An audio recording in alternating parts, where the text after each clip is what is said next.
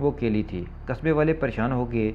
जिन लोगों के बच्चे यानी जवान मरे थे वो अनजानी बला को मारने के लिए उसे खून के प्यासे बन गए थे, मगर गीत आराम और सुकून और नहायत सफाई से अपना खेल खेल रही थी।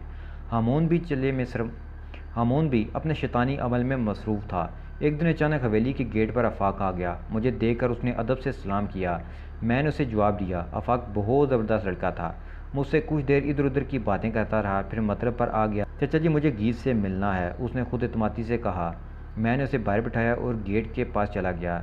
गीत से कहा, तुझसे कोई आफाक मिलने आया है। आफाक के जिक्र पर गीत खिल उठी और उसने चौकीदार को कहा कि उसे जल्दी से मेहमान खाने में ले आएं। बहुत दिन हुए उसे देखा तक नहीं है। मैंने आफाक को अंदर मेहमान खाने में बिठा दिया और ख़ुद बाहर आ गया, मगर कुछ देर के बाद दबे पाँव चलता हुआ मेहमान खाने के करीब खड़ा हो गया। दोनों की बातें सुनने लगा।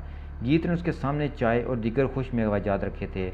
उसने आफाक से कहा कि मैं तो समझी कि तुम मुझे भूल गए हो। तो आफाक ने कहा कि नहीं, मैं कुछ मसरूफ़ हो गया था और कस्बे में मेरे 3 जिगरी दोस्त की मौतें भी हो गई हैं। अनजानी ताकत जिसने मासूम और बेगुनाह नौजवानों को मौत के घाट उतारा था, उसकी तलाश में लग गया, मगर बेसूद कुछ हासिल नहीं हुआ।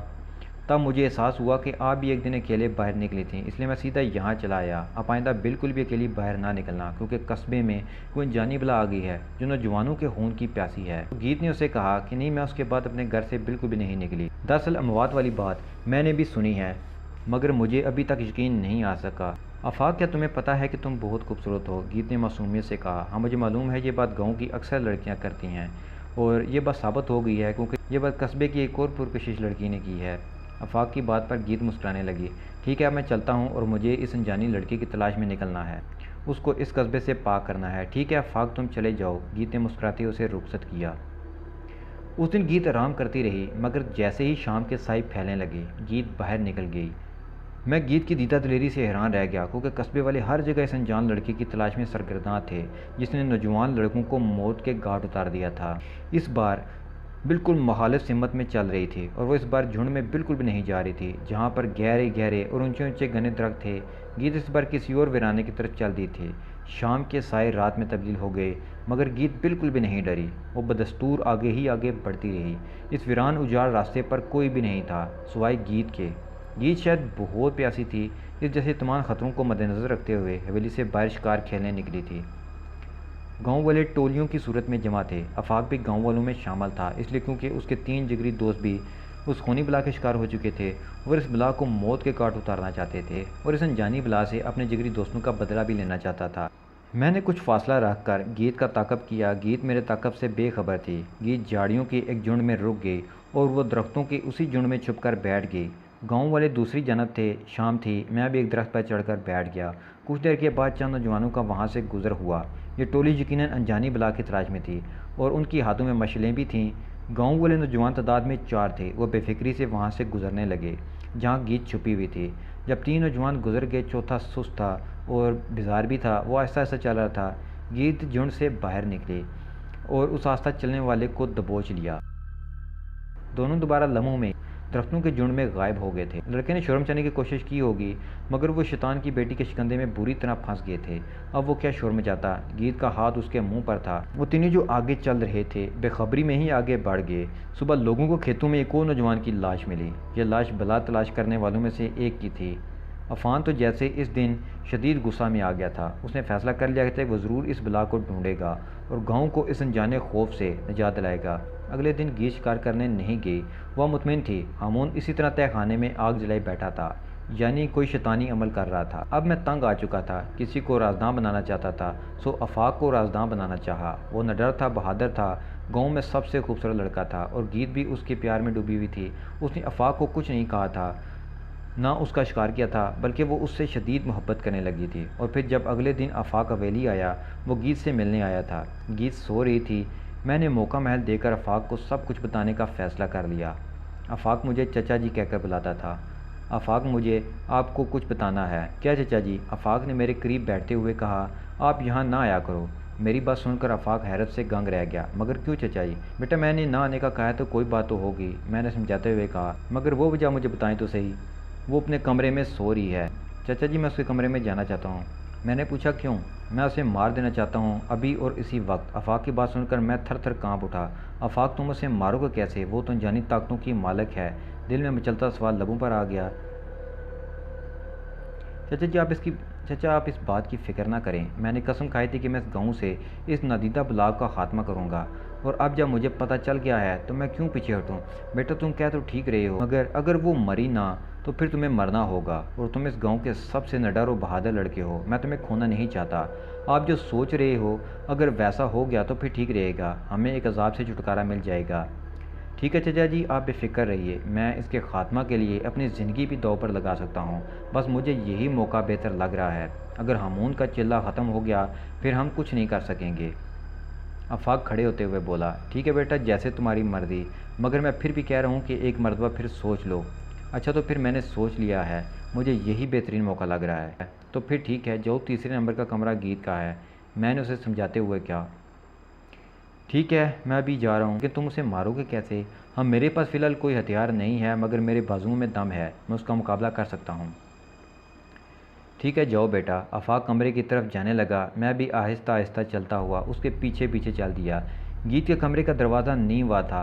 आफाक दबे पाँव चलता हुआ नींव खुले दरवाजे से अंदर दाखिल हो गया। मैं चलता हुआ दरवाजे के करीब रुक गया। गीत सो रही थी। कुछ लम्हों तक आफाक गीत के मासूम चेहरे को देखता रहा, फिर गीत के करीब रखा हुआ तकिया उठाया और गीत के मुंह पर रख दिया। तकिया रखते ही गीत के चेहरे पर दबाव डाल दिया, उठने लगी और वो मचलने लगी, मगर वाकई आफाक की मजबूत बाजू में बहुत दम था। उसने तड़पती हुई गीत को काबू कर लिया और कोशिश करने लगा कि उसकी रूह जल्दी से जिस्म का साथ छोड़ दे।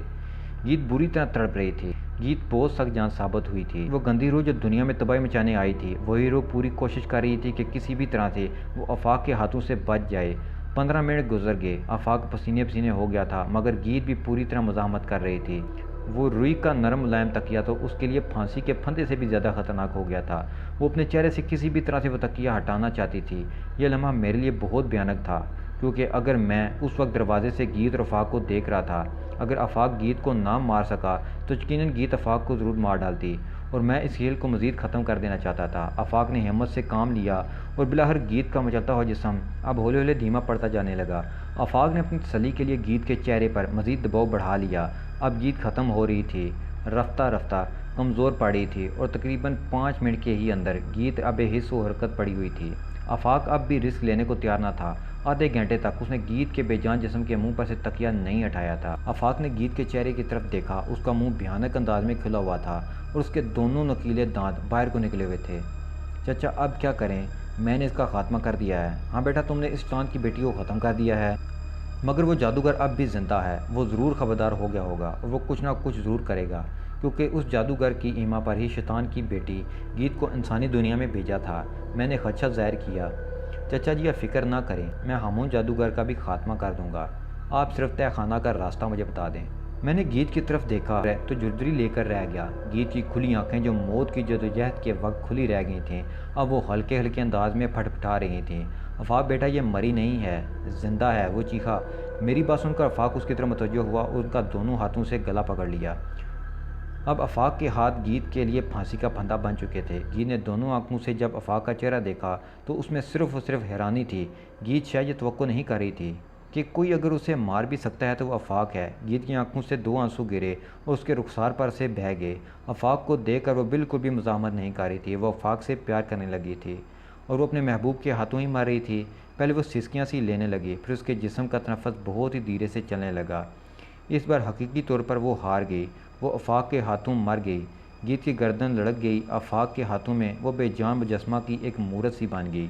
आफाक ने उसे छोड़ दिया। वो समझ गया था कि गीत उसकी ताकत से नहीं हारी, बल्कि उसकी मोहब्बत में हार गई है।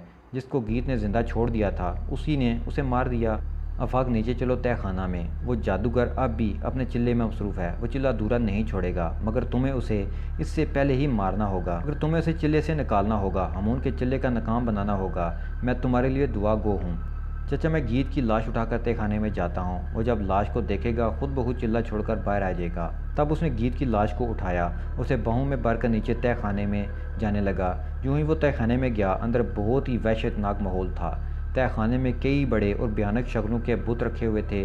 आफाक गीत की लाश ले जाता हुआ बिल्कुल हामून के सामने रुक गया। जब हामून ने गीत को देखा तो अपने चिल्ले से तवज्जो हटा गया और हैरत से आफाक को देखने लगा। और फिर अपने चिल्ले को छोड़ दिया। वो गीत को देखते जा रहा था और आफाक उसे देखते जा रहा था। हामून, गीत मर गई, आफाक ने कहा तो वो हैरत में गुम हो गया। और फिर वही हुआ जो आफाक ने सोचा था। हामून ने बिना सोचे समझे हसार तोड़ दिया और गीत को देखने के लिए हसार से बाहर निकला। जो ही हामून हसार से बाहर निकला, तहखाने में शदीद चीखों पुकार की आवाज़ें आने लगीं, जैसे ढेर सारी बदरूहें मिलकर बैन कर रही हों।